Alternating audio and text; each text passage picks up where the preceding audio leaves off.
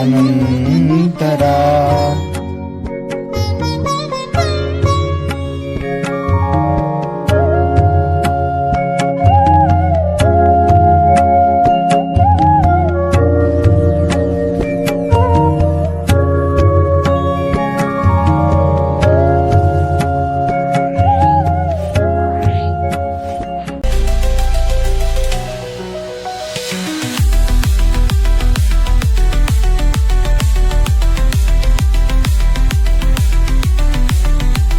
হচ্ছে জগতସିଂহপুর জেলা যে বালিয়া গোপীনাথপুর এই অঞ্চল হচ্ছে ଯୋଉଠି ଆମଙ୍କ ପଛରେ ମଧ୍ୟ ମା ଜଗତଜନନୀ ଭଗବତୀ ରହିଛନ୍ତି, ଦେବୀ ରହିଛନ୍ତି ମା ଭଗବତୀ।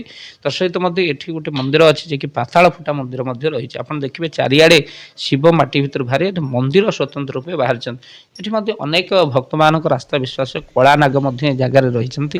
ଅନେକ ଏ ସ୍ଥାନର ମହିମା ନ ଜାଣିପାରି ସେମାନେ ଏଠିକି ଆସିପାରି ନାହାନ୍ତି, କିନ୍ତୁ ଆପଣ ନିଶ୍ଚୟ ଜଗତସିଂହପୁର ବାଲିଆ ଷ୍ଟୋରରୁ ଆସନ୍ତି, ଏ ମୋ ମାଟି ଜନ୍ମ ମାଟି ନା ଆପଣମାନେ ନିହାତି ଆସି ମହାପ୍ରଭୁ ଶିବଙ୍କର ଦର୍ଶନ କରନ୍ତୁ। ଦେବଦେବ ମହାଦେବ ରହିଛନ୍ତି, ମା ଭଗବତୀ ମଧ୍ୟ ରହିଛନ୍ତି। ଆପଣମାନେ ନିଶ୍ଚିନ୍ତ ଭାବରେ ଥରେ ଆସିଲେ ଜାଗାକୁ ଆପଣଙ୍କୁ କହୁଛି ଯିବାକୁ ଜମା ବି ଇଚ୍ଛା ହେବ ନାହିଁ।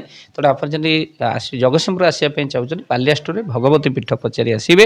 ଯଦି ଆପଣ କଟକରୁ ଆସୁଛନ୍ତି ବାଲିଆ ଛକରେ ଓହ୍ଲେଇ ଆପଣ ଭଗବତୀ ପୀଠ ପଚାରିକି ମଧ୍ୟ ଆସିପାରିବେ। ଅଧମର ଜନ୍ମସ୍ଥାନ, ଏଠି ବାବା ଉପେନ୍ଦ୍ର ବାବାଙ୍କର ମଧ୍ୟ ସମାଧି ରହିଛି। ଯେଉଁ ବାବା କି ମୋକ୍ଷମଦର ସାଧକ ଥିଲେ, କଳିଶେଷ ବେଳେ ମଧ୍ୟ ଅନେକ ସେ ଯେଉଁ ରହିଛି ତାଙ୍କର ଗ୍ରନ୍ଥ ରହିଛି ପ୍ରକାଶିତ ହେବ ବୋଲି ମଧ୍ୟ ମାଳିକାରେ ମଧ୍ୟ ମହାପୁରୁଷ ରହିଛନ୍ତି ଯେ ଉପେନ୍ଦ୍ର ରାମ ମୋର ଏକ ଭକ୍ତ ରହିଛି ବାଲିଆ ଗ୍ରାମରେ ଅତି ଗୁପ୍ତ। ପ୍ରଭୁ ଇଏ ହେଉଛି ବାଲିଆ ଗ୍ରାମ, ଅତି ଗୁପ୍ତ ଉପେନ୍ଦ୍ର ନାମେ ମୋର ଭକ୍ତ ବାଲିଆ ଗ୍ରାମରେ ଗୁପ୍ତ ଭାବରେ ଥିବ। ତେଣୁ ଇଏ ହେଉଛି ଭଗବତୀ ପୀଠ। ଆପଣମାନେ ଏ ସ୍ଥାନକୁ ଆସନ୍ତୁ, ଆଉ ନିଶ୍ଚିନ୍ତ ଭାବରେ ଦେଖିବେ ଏ ବାତାବରଣ ଏତେ ସୁନ୍ଦର ରହିଛି ଆପଣ ଯିବାକୁ ମଧ୍ୟ ଇଚ୍ଛା କରିବେନି।